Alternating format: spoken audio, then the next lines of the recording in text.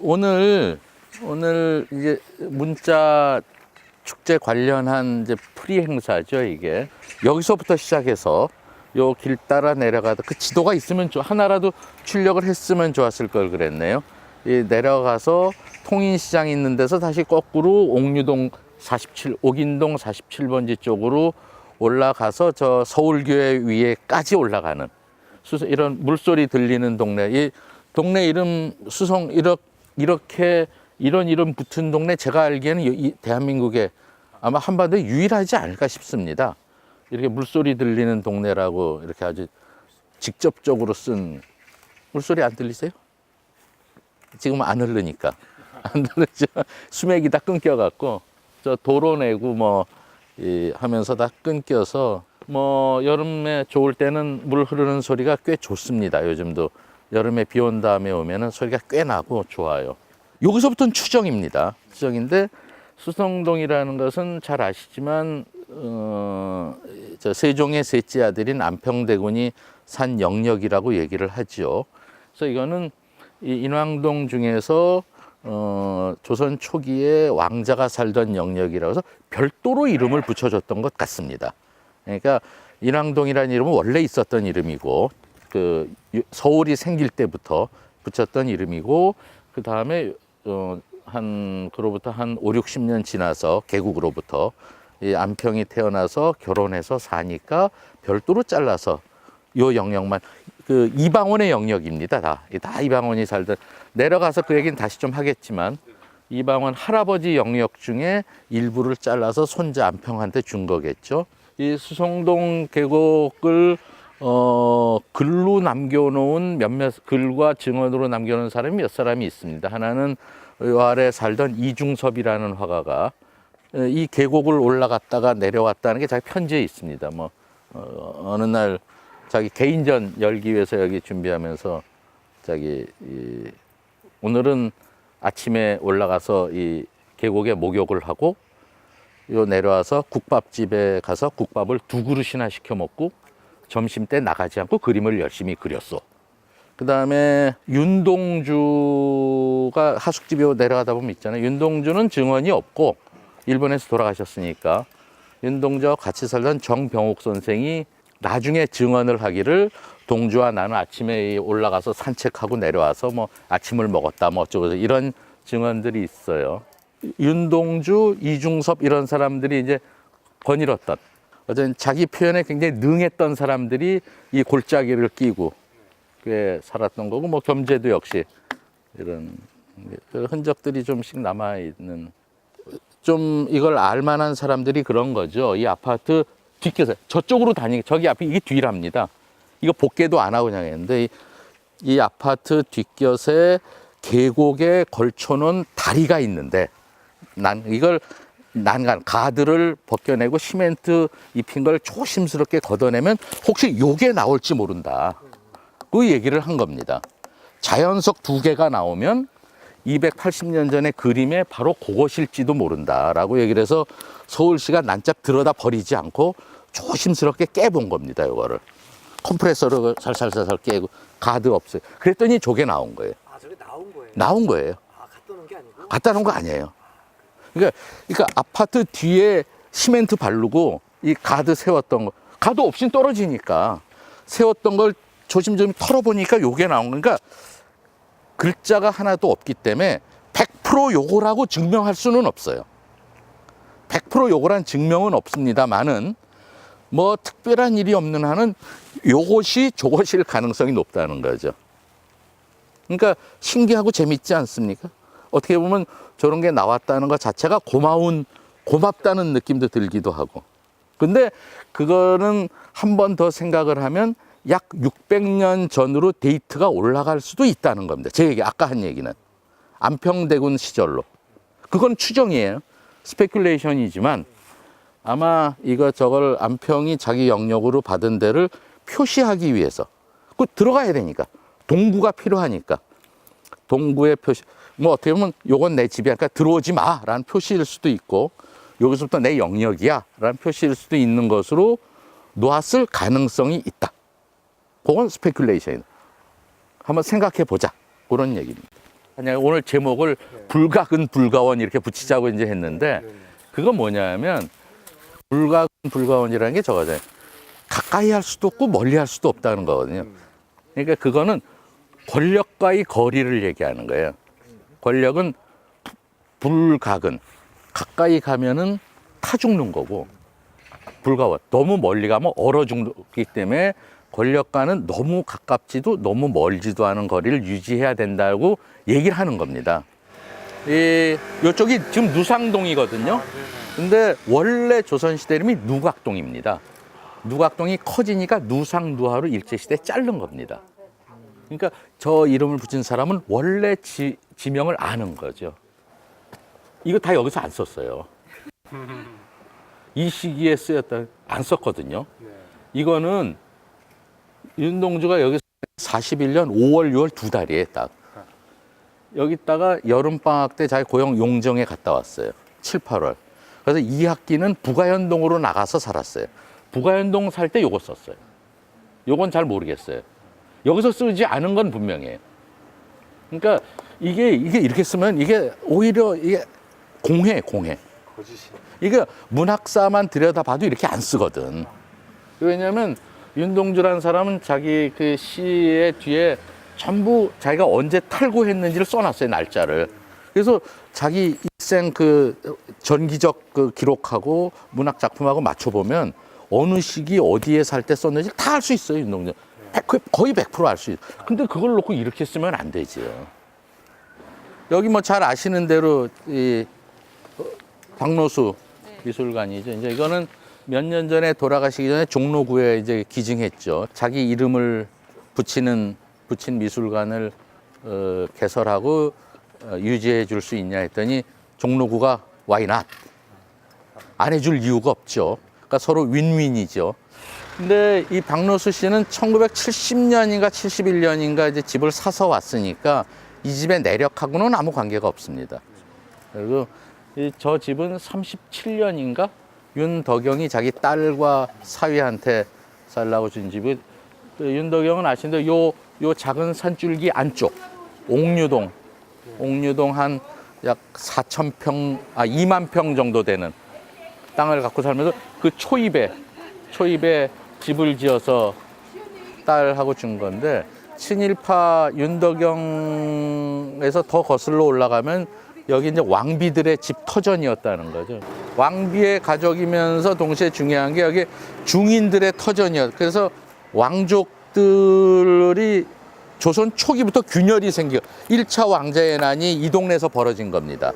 말하자면 이성계의 첫 부인인 한 씨의 자식들이 둘째 살아있던 왕비인 강 씨의 자식들을 때려잡은 게 그 1차 왕자의 난이고 바로 이 동네에서 벌어진 일입니다. 강 씨의 큰아들이 살던 집터가 빈 땅이 되는 겁니다. 그러면서 조금 균열이 일어나는, 그러면서 사대부들이 들어와 살고 그러다가 임진왜란 이후에 중인들까지 여기 올라와 삽니다. 18세기, 19세기는 여기 무지무지 중인들이 많이 온. 중인들 흔적이 요 위에까지 가는데 그다음에 중인들 시회를 여는데 말하자면 아까 그 안동 김씨들 거의 그 왕가의 처족을 이루는 그 사람들의 터전 옆에 중인들이 함께 공존하는 어떻게 보면 굉장히 희한하고 재미있는 상황, 주거지 상황이 벌어지는 겁니다. 여기는 보면 이게 물길인데 물길이 오다가 절로 가는 물길이 획 꺾여요. 획 꺾이는 거 보면 예, 저것도 복귀한 겁니다. 네. 저쪽이 무슨 바위든지 지반이 세서 물길이 못 나간 거죠. 그러니까 자연히 뭐 이렇게 갔겠죠, 이제. 그래서 꺾여서 이렇게 내려가고. 그래서 옛날에 여기는 조선 일제시대만 해도 빈 땅이에요, 완전히. 그러니까 물이 이렇게 획 도는 데니까 보통 때는 물이 없는데 장마철에는 물이 막 차오르는 데라서 집을 못 짓는 데입니다. 그래서 집원도 부여가 안 되고 완전히 빈 땅으로 일제시대 지도에 나와 있는데 저는 이 길이 이 동네에서 제일 기분 좋은 길 중에 하나예요. 지금 가는 요 길이. 이게 반달형으로 이렇게 돼 있는데 이 길이 아주 기분이 좋습니다. 이게 봐, 반달이 전에 이렇게 돌잖아요. 자연스러운 커브가 나잖아요. 이러잖아요, 계속. 저게 뭐냐면 제가 오래된 서울에 쓴 이 반달형 물길이라고 쓴 거고, 여기까지 연결 못. 그리고 그게 이제 이 토목으로 이런 얘기했습니다. 그냥 워터 레벨이 있고 하이 워터 레벨이라는 게 있어요. 그러니까 만약 홍수 때 수위. 그러니까 보통 때는 물이 없잖아요. 보통 때는 이렇게 하지만 홍수가 오면 물이 이렇게 확 도는 데니까 수위가 이렇게 올라와요. 하이 워터 레벨과 이 워터 레벨 사이에는 빈 땅이지만 1년에 300일 이상 350일이 빈 땅이지만 여기 집을 못 짓습니다. 1년에 열흘 동안 물이 차기 때문에 치수가 되기 전에 집을 못 짓는데, 여기가 그런 데예요. 그 하이 워터 레벨의 끝이 우리가 돈 길입니다.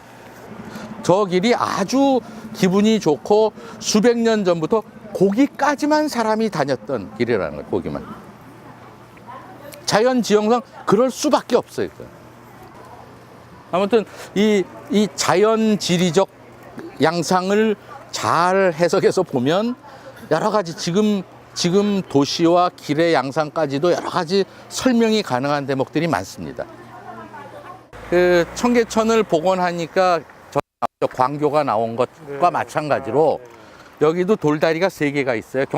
경복궁역 북쪽 여기 자하문로에 밑에는 그 시장 앞에 금청교라는 다리가 있었고, 여기 자수궁교가 있었고, 요 위에 저기 청운초등학교 가는 푸르메 재단 내거리에 신교라고 있고. 근데 이거 뭐라 그러죠? 가드, 옛날 돌다리가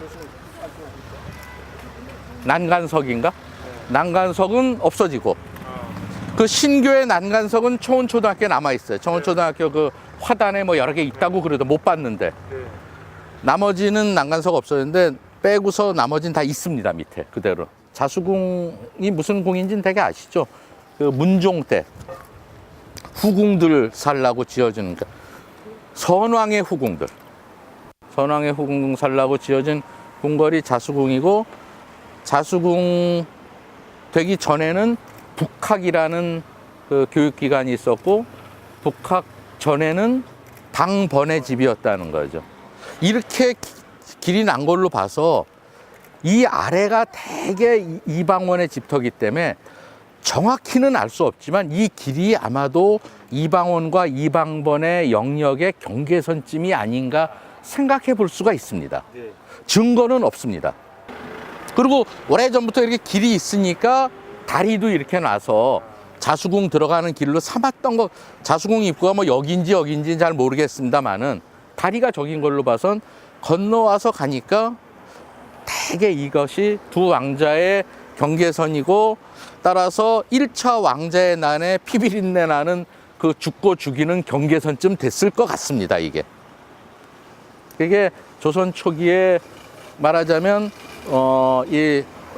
경복궁 왕궁의 서쪽에 왕자들이 두부모 자르듯이 영역을 나눠서 살던 것의 하나의 흔적일 수도 있겠다. 여기가 이 길이 일제시대 아주 대표적인 친일파가 이완용과 윤덕영인데, 이완용은 아시다시피 이미 총리 대신을 지내고 나이도 이고, 윤덕영은 직급이 안 되는 거예요. 근데 뭐 저희 한일합방 되는 데는 훨씬 더 큰 공을 세운 아저씨죠, 윤덕영이. 근데 늘 그러니까 뭔가 좀 자기가 좀 이렇게 자기를 과대하고 싶은 뭐가 있는데, 윤덕영은 여기 이쪽에 그러니까 그 초족들이, 왕비족들이 물려 살던 여기를 먹은 거예요. 약 2만 평. 2만 평을 먹고, 이완용은 요 아래에 요 길에 바로 요쪽. 요 길에 바로 요쪽에 옥인동 몇 번지더라 그게? 거기에 한 4천 평 정도를 차지하고 살았습니다. 이 사람은 평지고 여기 이제 약간 산지라서 그 평수만 갖고 직접 비교하면 안 되는데, 약간 집은 이제 그 프랑스 귀족의 셔또, 설계도를 그대로 갖다가 너무 충격적이야. 돌로 짓고 막. 설계도 그대로 지었답니다. 그래서 건축업자들이 파산을 여러 번 하고 그 그대로 해달라고 하니까 재료비를 감당 못 하는 거예요. 그래서 몇 번 파산하고 나서 완공하기까지 한 10년, 20년 걸렸다고 그럽니다. 아니 근데 그게 어떻게 다시 또 없어졌어요? 아, 불이 나서 없어요. 60년대. 그럼 불이 나서 없어졌어요. 아 그래요? 예, 불이 나서 흉물스럽게 있던 거를 70년대 와서 철거했다고 그래요. 이게 요 기둥. 이게 윤덕영이 수산장 들어간 입구예요. 여기도 하나 있었던 것 같습니다. 여기. 저것도 활용한 거 아니에요? 이것도 이거. 선생님 여기 요쪽 보차 분리라고 해서 보도와 차도 분리. 요거는 보도예요. 요건 차도고. 윤덕영이 벽수산장으로 들어간 차도입니다. 그러니까 요 길은 윤덕영이가 낸 길이에요, 이게. 윤덕영이가 기록에 보면 1910년 한일 합방되고 나서 그해 동지 무렵에 여기 땅을 사서 이사 왔다고 돼 있어요.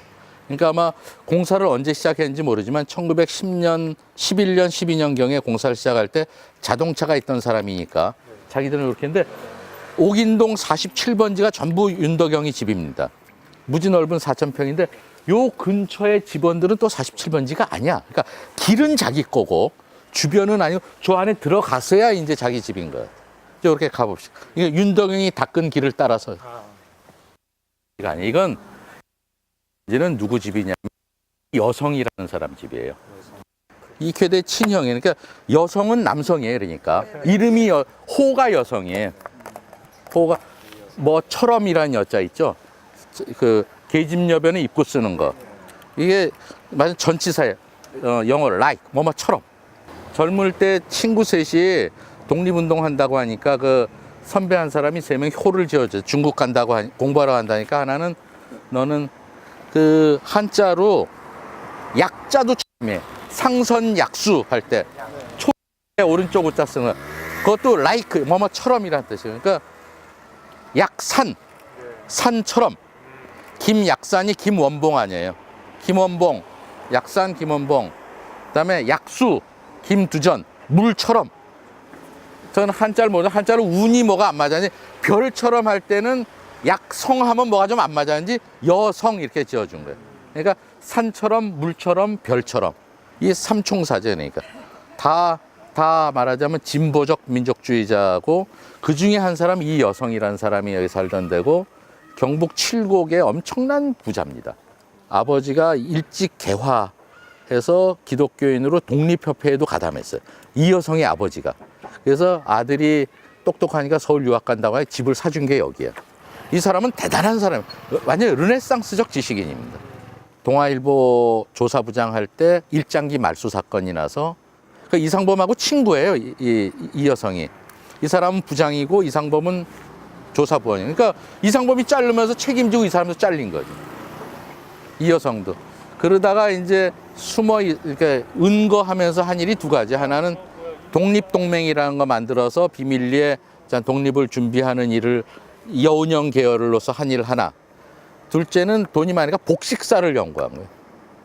그러니까 그림이니까 역사 그림 그리는데 왜 조선시대 옷하고 신라시대 그림이 똑같아야 되냐. 그래서 그 자기가 고증을 해서 책을 냈잖아요. 조선 복식고라고 책도 냈는데 그걸 갖고 옷을 지어서 이화여전 학생들을 불러서 여기 2층에 세고 옷을 입고 사진을 찍었다니까. 그래서 여기가 본의 아니게 우리나라 최초로 옥외 패션쇼를 한 현장이에요, 여기가. 그래서 동네 사람들이 선녀들이 왔다가 구름같이 모여서 옥인동 사람들이 와서 구경했다는 거 아니에요. 2층에 서서 뭐 옷, 막 이상한 옷을 입고 알 듯 모를 듯한 옷을 입고 전부 다른 옷들을 사진을 찍고 난리가 나니까 옥인동 사람들이 모여서 구경한 데가 여기 서서 구경한 겁니다, 여기. 아니죠. 그 사람 월북을 했거든, 이 여성은. 그래서 이 사람이 북에 남아서 정치 활동을 안 해. 정치 활동은 안 하고 김일성 대학 역사학부 강좌장이라는 거래요. 말하자면 서울대학교 역사학과 과장을 하는 거예요. 그러다가 일생을 그렇게 살다 죽습니다. 이쾌대도 월북을 하죠. 이쾌대도 그 계열이 아님에도 불구하고 여기서 설 땅이 없으니까 월북했고, 이쾌대는 작품 활동을 못 해요, 북에 가서. 그러다가 뭐 그냥 죽고 말죠. 그러니까 대단한 두 형제인데 남쪽에서도 설 땅이 없고 북쪽에서도 설 땅이 없어요. 형은 겨우 설 땅이 조금 있었는데 뭐 어디도 설 땅이 없었던 셈이라서 아주 불행했던. 그러니까 이 땅이, 이 나라가 20세기가 아주 불모였다는 걸 보여주는 아주 대표적인 좀 슬픈 거죠. 인왕산에 딸려있는 작은 산줄기 중에 하나입니다. 우리나라 집이라는 게 이렇게 언덕 위에 안 짓습니다. 뒤에 뭐가 이렇게 막혀. 이렇게 좀 산이든지 뭐지 이렇게 있고 앞이 트이고 뭐 물이 있고 뭐 배산 임수 어쩌고 하잖아요. 그러니까 이렇게 언덕 위에 하얀 집 이런 거 우리나라는 안 짓습니다. 그러니까 그리고 왕궁이 내려다 보이는데 안 지어요, 절대로. 이건 뭐냐? 나라가 망했다는 거예요. 망했다는 걸 자기 스스로 증명해서 보여주고 있는 거죠. 그 조선 우리나라식의 건축의 문법에도 안 맞고, 그래서 자기 과시욕이고 어떻게 보면 이완용에 대한 약간의 컴플렉스이기도 하고, 뭐 모든 것들이 다 이렇게 막 짬뽕이 돼 있는 인간인 거죠. 실제 여기 잘 살지도 못했어요. 말하자면 오피스입니다. 말하자면 벽수산장.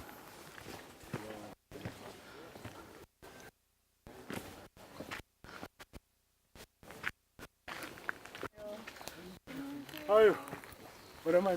오랜만에 뵙겠습니다. 진짜 오랜만에. 저 이렇게 또 뵙게 되네요.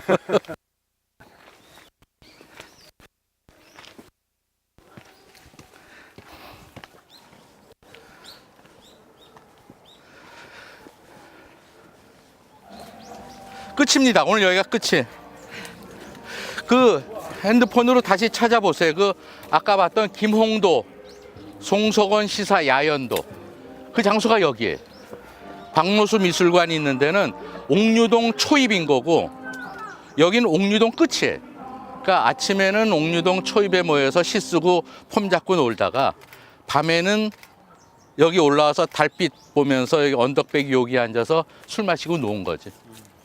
그러니까 옥류동 초입과 옥류동 끝. 이게 말하자면 그 당시 사람들이 장소를 즐기던 영역인 거예요. 이 동네에서는 지리적, 역사적 사건을 통해서 읽을 수 있는 것들이 대단히 많습니다. 인간이 우리 주변의 이 지리적 상황 속에서 어떻게 살고 즐기고 생활하고 경우에 따라서는 불화하기도 하고 어떤 경우에는 시를 읽고 아름다움을 즐기기도 하고 했던 모습들, 굉장히 다양한 모습들을 이 동네에서 우리는 찾아볼 수가 있습니다. 그래서 문자 축제 상황 속에서도 이런 과거의 인간들이